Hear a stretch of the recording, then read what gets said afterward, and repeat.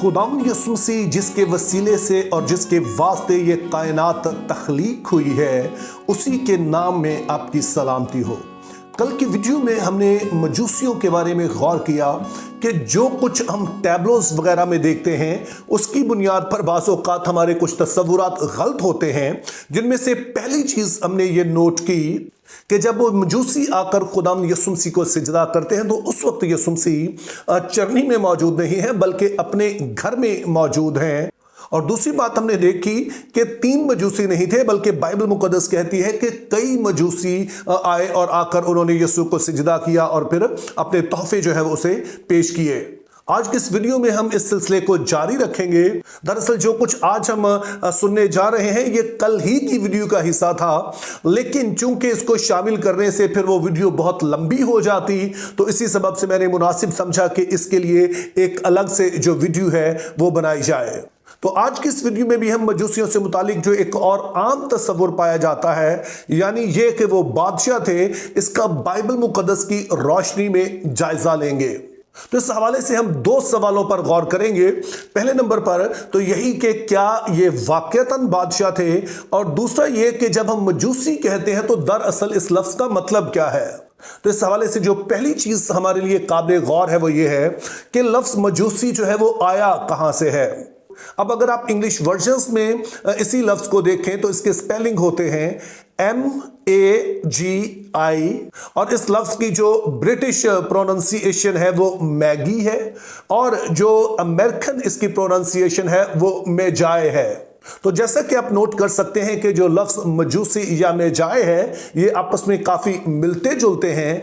तो उसका सबब ये है कि इनका जो मस्दर है वो यूनानी जुबान है, क्योंकि मत्ती 2 बाब में जहां पर आप मजूसियों का जिक्र पढ़ते हैं ये जाहिर यूनानी जुबान में लिखा गया है, और यूनानी जुबान में जो मजूसी या मेजाए के लिए लफ्ज इस्तेमाल हुआ है वो है मागोस, जो कि सिंगुलर है, और अगर इसको प्लूरल के तौर पे पढ़ें तो ये बनेगा मैगॉय।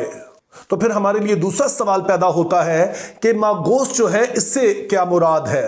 तो जब बाइबल मुकद्दस में वर्ड स्टडी की जाती है, यानी कि इस लफ्ज मागोस का पूरी बाइबल में जायजा लिया जाता है, तो पता चलता है कि बाइबल मुकद्दस में यह लफ्ज कुल 14 दफा इस्तेमाल हुआ है।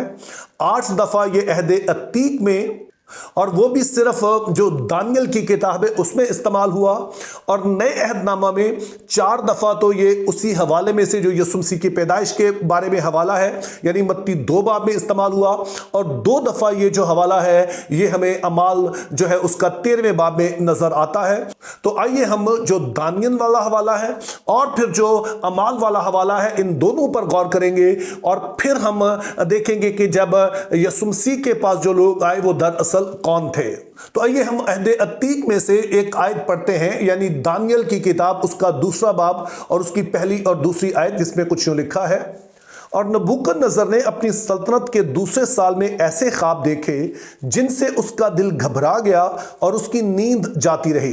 तब बादशाह ने हुक्म दिया कि फालगिरों और नजूमियों और जादूगरों और कसदियों को बुलाएं कि बादशाह के ख्वाब उसे बताएं। चुनाचे वो आए और बादशाह के हुजूर खड़े हुए।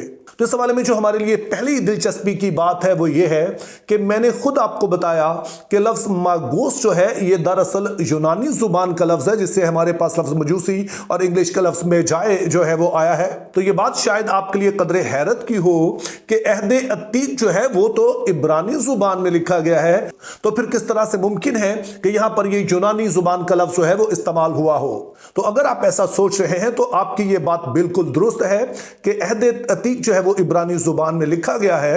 तो इस हवाले से आपने याद रखना है कि 250 कबल मसीह के आसपास, ये एग्जैक्ट डेट नहीं है लेकिन इसके आसपास जो पुराने अहदनामा का जो कि इब्रानी जुबान में था उसका यूनानी में तर्जमा हुआ, जिसको आज हम सेप्चुजिंट के नाम से जानते हैं, और उर्दू में से हफ्तादी तर्जुमा कहा जाता है।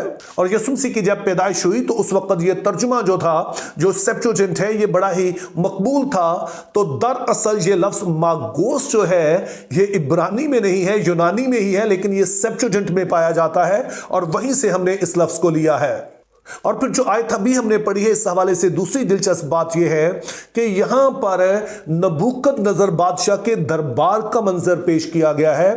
कि जब वो ख्वाब देखता है तो वो चंद लोगों को बुलाता है जिनके बारे में हमें बताया गया कि वो फालगीर थे, वो कसदी थे, वो जादूगर थे और साथ में बताया गया कि वो नजूमी थे।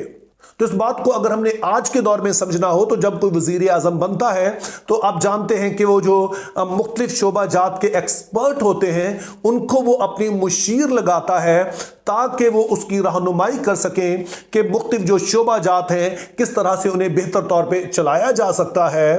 तो उस ज़माने में भी बादशाहों के मुशीर होते थे जो कि मुख्तलिफ तरह के जो अलूम थे उसके माहिर होते थे, और यहाँ पर भी जो 4 लोग बताए गए हैं ये भी मुख्तलिफ तरह के अलूम के माहिर थे।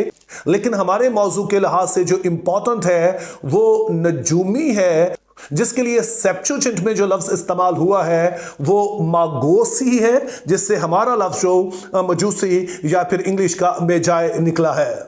अब हम जो बड़े सगीर के लोग हैं हम शायद मजूसी लफ्ज से वाकिफ ना हो, लेकिन नजूमी से हम बखूबी वाकिफ हैं क्योंकि ये अक्सर लफ्ज बोला जाता है। और नजूमी लफ्ज नजम से निकला है और नजम से मुराद होती है सितारे।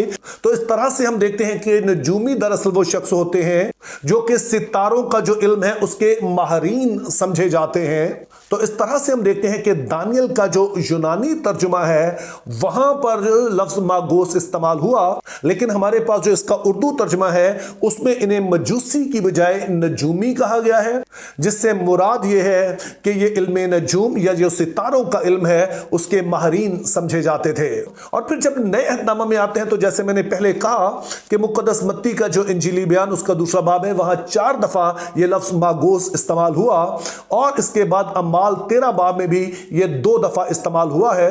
पहली दफा ये अमाल 13 बाब उसकी 6 आयत में इस्तेमाल हुआ जहां पर एक शख्स है जिसका नाम बरयसू है और उसके बारे में बताया गया कि वो जादूगर है। और फिर 13 बाब 8 आयत में हम देखते हैं कि वहां पर अलीमास एक शख्स है वो भी जादूगर है।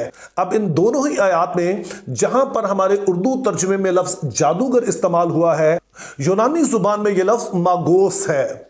अब ये बात हमारे लिए कुछ कंफ्यूजन पैदा करती है कि दानियल की किताब में तो मागोस का तर्जुमा जो है नजूमी किया गया है, लेकिन नए अहदनामा में इसी लफ्ज का तर्जुमा जादूगर किया गया है। तो इन दोनों में से कौन सा जो तर्जुमा है वो ठीक है? तो इस हवाले से उलमाए बाइबल का कहना है कि पहले तो ये लफ्ज सिर्फ उन लोगों के लिए इस्तेमाल होता था जो इल्म नजूम के माहिर समझे जाते थे, लेकिन वक्त के साथ साथ ये एक जनरल टर्म बन गई, ये एक आम इस्तिलाह बन गई जिससे मुराद होती थी हर तरह का इस तरह का इल्म, चाहे वो सितारों का इल्म हो, चाहे वो जादूगरी हो, चाहे फालगिरी हो। तो ये आम लफ्ज जो था इन सारी कैटेगरी के लिए इस्तेमाल होने लगा, और इसी से फिर जो इंग्लिश का लफ्ज मैजिक या मैजिशियन है वो निकला है।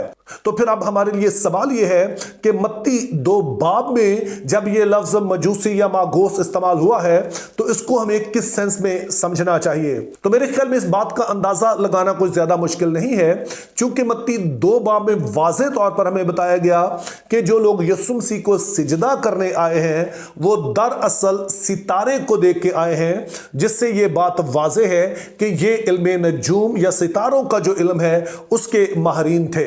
तो अब इस सारी गुफ्तगू की रोशनी में चंद नताइज जो हम निकालते हैं वो ये है। पहले नंबर पर हम देखते हैं कि अगरचे इन मजूसियों का ताल्लुक जो था वो बादशाहों के दरबार से था, लेकिन ये खुद बादशाह नहीं थे, और बादशाहों और इनके ताल्लुक से हवाले से ज्यादा हम ये कह सकते हैं कि उनके नुमाइंदे होकर तो ये आ सकते हैं, क्योंकि अगर दरबार में थे तो जाहिर है वहां से इन्होंने इजाजत लेकर ही आना था। तो इस तरह से ये बादशाहों के नुमाइंदे तो हो सकते हैं, लेकिन ये खुद अपने आप में बादशाह नहीं थे।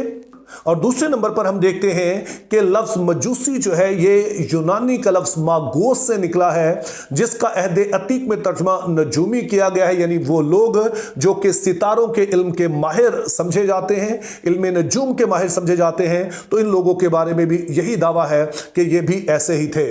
अब इस बात को सुनने के बाद कि मजूसी जो थे वो इल्म नजूम के माहिर थे, शायद आपके जहन में यह सवाल आए कि क्या बाइबल मुक़द्दस इल्म नजूम की तायद करती है?